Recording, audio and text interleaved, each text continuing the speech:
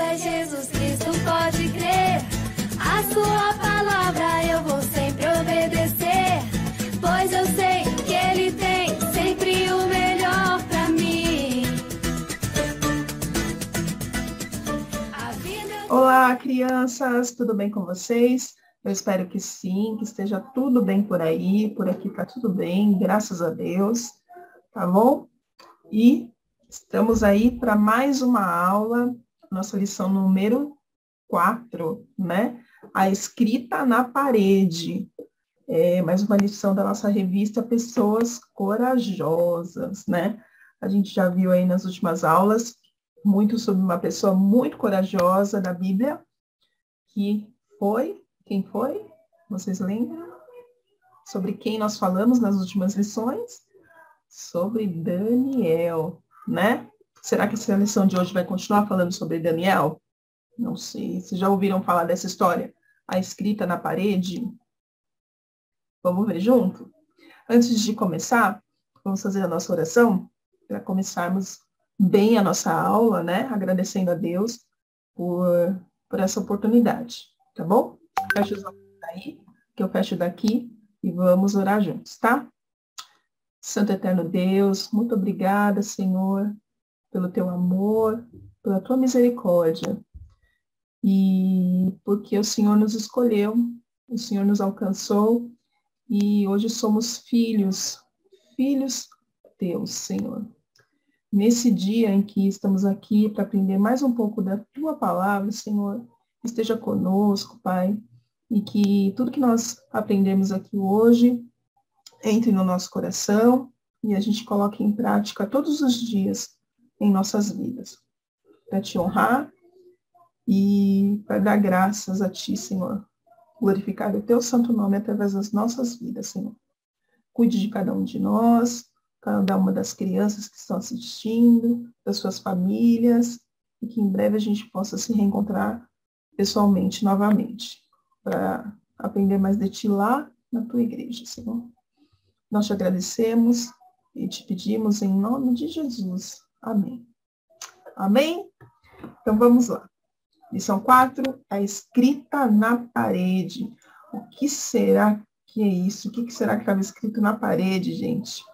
Bom, para a gente começar essa história, a gente tem que relembrar um pouquinho das primeiras histórias, né? Vocês lembram que lá na primeira história a tia contou sobre o rei Nabucodonosor, que era o rei da Babilônia, e que eles invadiram Jerusalém.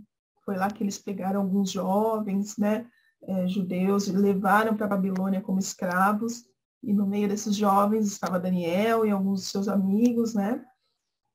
E nesse dia que eles invadiram Jerusalém, nesse período, eles também invadiram o templo de Jerusalém, que era onde aconteciam as celebrações do povo judeu, né? E dentro desse templo tinha alguns utensílios que eram usados nessas celebrações, né? Eram utensílios sagrados para eles, né? Consagrados a Deus, só pessoas, os sacerdotes podiam ter acesso a esses utensílios, era muito importante para eles esses objetos. Eram taças, jarros, né? De ouro, de prata, e tudo isso foi levado pelo rei Nabucodonosor lá para a Babilônia e foi guardado lá dentro do palácio dele, tá bom? E aí, muitos anos se passaram, o rei Nabucodonosor morreu, e em seu lugar ficou o seu sucessor. Foi um rei que se chamava Belsazar. Então, aí um dia esse rei, o Belsazar, ele resolveu dar um banquete muito grande para muitas pessoas. E, mais do que isso, ele ordenou que aqueles utensílios que foram tirados lá do templo de Jerusalém fossem usados para servir essas pessoas. Aquelas taças, aqueles jarros de ouro, de prata, seriam usados nesse banquete para servir as pessoas. E aí, então, as pessoas estavam ali tomando na taça de ouro do templo, bebendo vinho, ficando embriagadas, elas celebravam aos deuses falsos da Babilônia. Lembra que os reis babilônicos faziam as pessoas se ajoelharem diante de algumas estátuas feitas de ouro, feitas de pedra.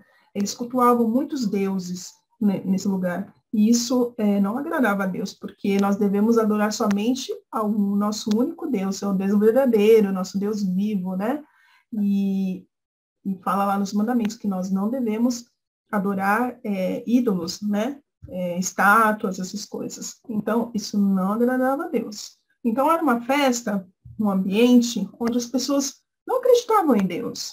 Pelo contrário, estavam zombando do nosso Deus, estavam zombando das coisas que eram separadas e consagradas a Deus, que foram consagradas a Deus pelo povo que foi retirado lá de Jerusalém, né? E aí, olha só, no meio dessa festa, o que aconteceu? De repente, apareceu uma mão escrevendo na parede. Todo mundo que estava na festa viu aquela mão escrevendo na parede. Eles ficaram apavorados, porque imagina, você está numa festa, de repente aparece uma mão do nada escrevendo na parede. Imagina o susto que aquele pessoal tomou. O rei Belsazar, ele ficou tão apavorado que ele ficou pálido, ele ficou branco. Ele ficou com as pernas tremendo de tanto medo. Vocês acreditam? Sabe o que a mãe escreveu? A mãe escreveu assim: Mene, mene, tekel, parsim. Vocês entenderam alguma coisa dessas palavras aí que foram escritas? Eu não entendi, não. Será que essas palavras queriam dizer? Pois é. O rei também não sabia o que isso queria dizer. E sabe o que ele fez? Mandou chamar todos os sábios do reino, todos os adivinhos do reino, para tentar descobrir o que significavam essas palavras, né? Só. Então, e quem adivinhasse, tinha mais. Quem adivinhasse o que significavam aquelas palavras, aí iam ganhar roupas muito caras, roupas finas, né, que eram usadas só pelos reis, e eles iam ganhar colares de ouro, olha, e ainda por cima ia ganhar um cargo muito importante dentro do reino da Babilônia. Olha, ofereceu bastante coisa, né? Então, os sábios e os adivinhos do reino ficaram, né, bem querendo descobrir o que era. Só que a gente já viu nas outras lições que esses sábios de sábio não tem nada, né? São um bando de picareta. Eles não adivinharam nada. Por quê? Porque o nosso Deus verdadeiro, ele não revela os seus mistérios, as suas coisas para falsos profetas. E esses ditos sábios, eles eram profetas enganadores, né? Eles não eram profetas verdadeiros usados por Deus, né? Então, eles não conseguiram revelar nada. Então, o rei começou a ficar desesperado. Ele não sabia mais o que fazer, né? Então, a mãe dele, vendo aquele desespero, aquela situação que estava acontecendo, ela chegou para ele e falou: olha aqui, meu filho, tem um rei, tem um sábio que já ajudou muito o rei Nabucodonosor em outras situações, ele revelou alguns sonhos dele. Procura ele, porque ele vai conseguir, ele é um profeta usado por Deus, ele tem um espírito de Deus, e ele vai conseguir te ajudar a decifrar o que significam essas palavras. Vocês sabem quem é esse profeta? Já sabem quem é? Como que ele chama mesmo? Daniel. Esse mesmo. Mandaram chamar Daniel para que ele pudesse revelar o que significavam essas palavras escritas na parede, né? E aí a gente vê que maravilha a gente ter um bom testemunho, né? As pessoas reconhecerem que Deus fala através de você. Olha só que importante, né? Daniel era tão fiel a Deus, ele fazia tudo de uma forma que honrava tanto a Deus, que todo mundo sabia que realmente ele era um profeta verdadeiro, que as coisas que ele falava tinham um peso da verdade, né? Da verdade de Deus. Não é bacana? E assim a gente tem que ser também, né? Que, através das nossas vidas, as pessoas também vejam o agir de Deus, né? A gente deve viver de uma forma que agrade a Deus em todo o tempo, primeiramente a Deus. Se a gente agradar a Deus em primeiro lugar, todas as coisas na nossa vida vão também agradar as outras pessoas.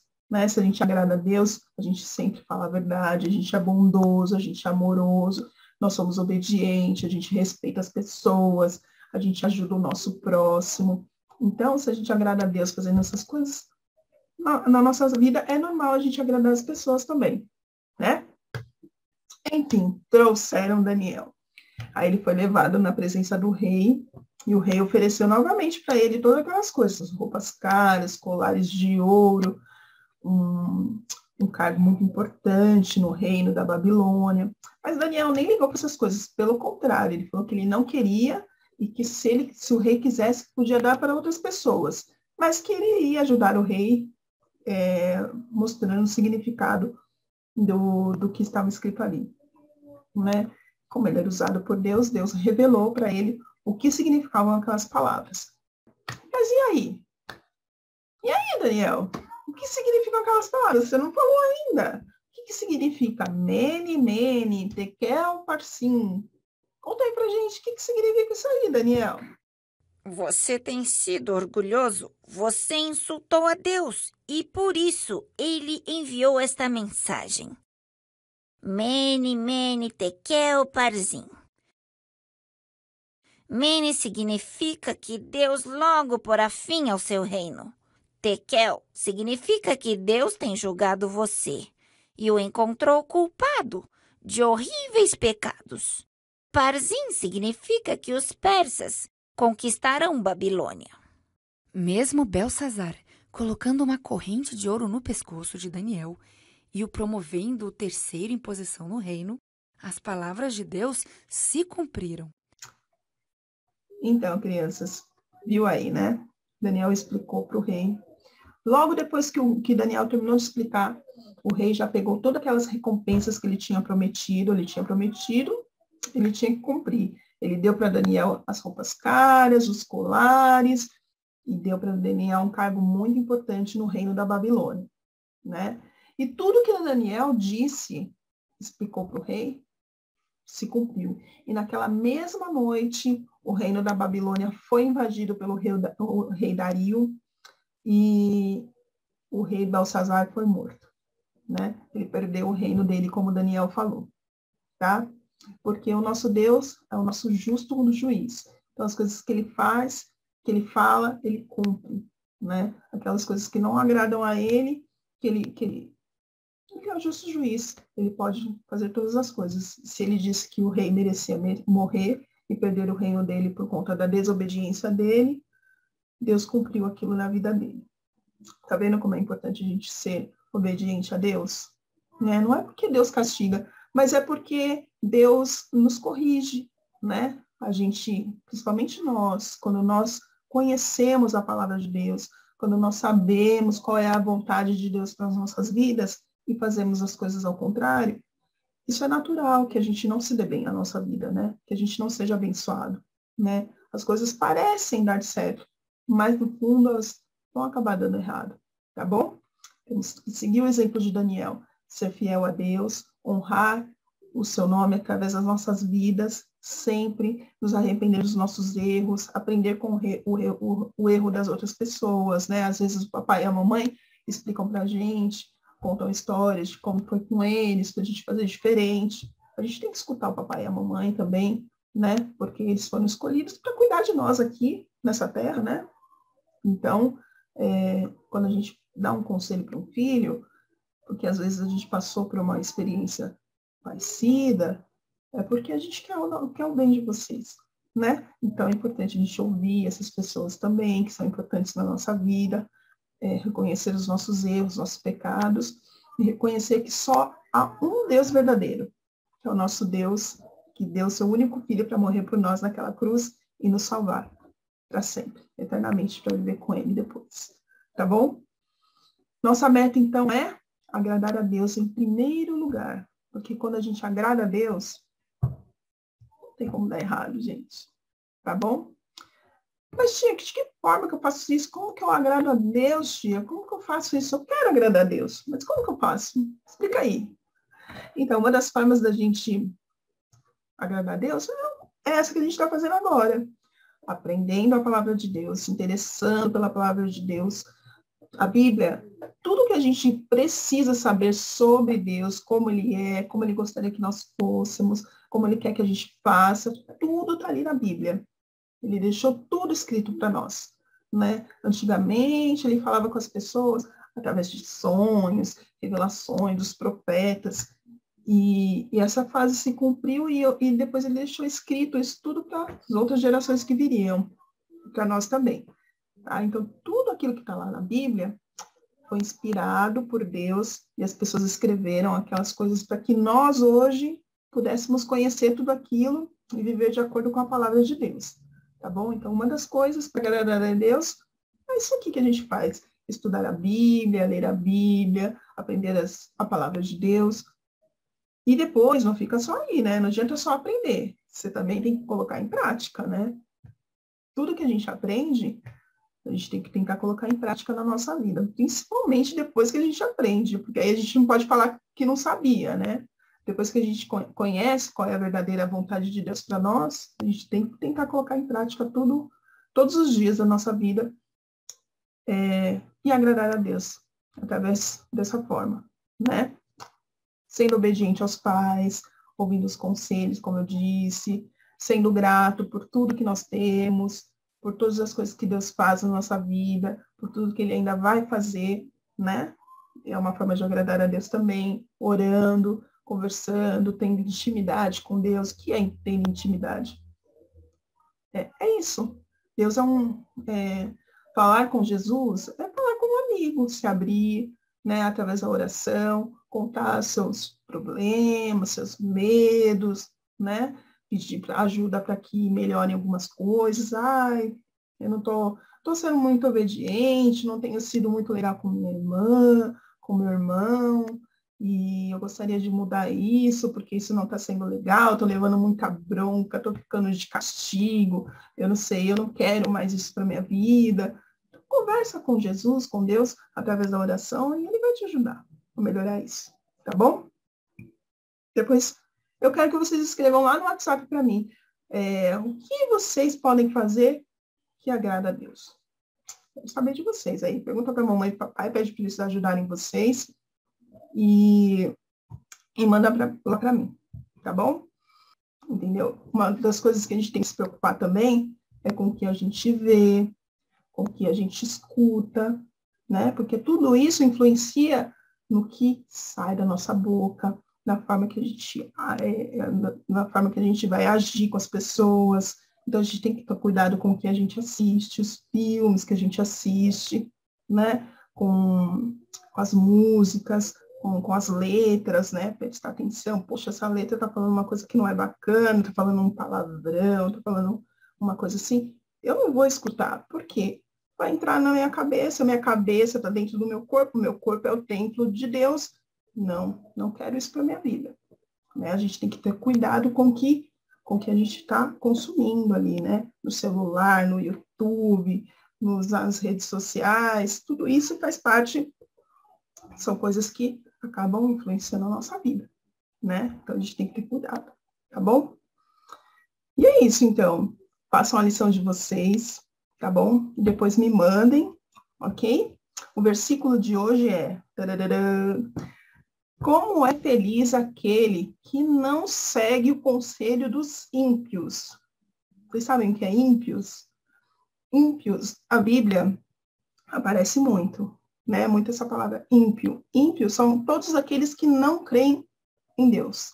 Todas as pessoas que não creem em Deus, na Bíblia, vão ser chamadas de ímpios, tá bom?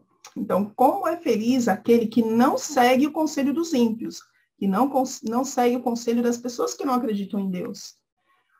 Não imitam a conduta dos pecadores. O que são pecadores? As pessoas que cometem pecado.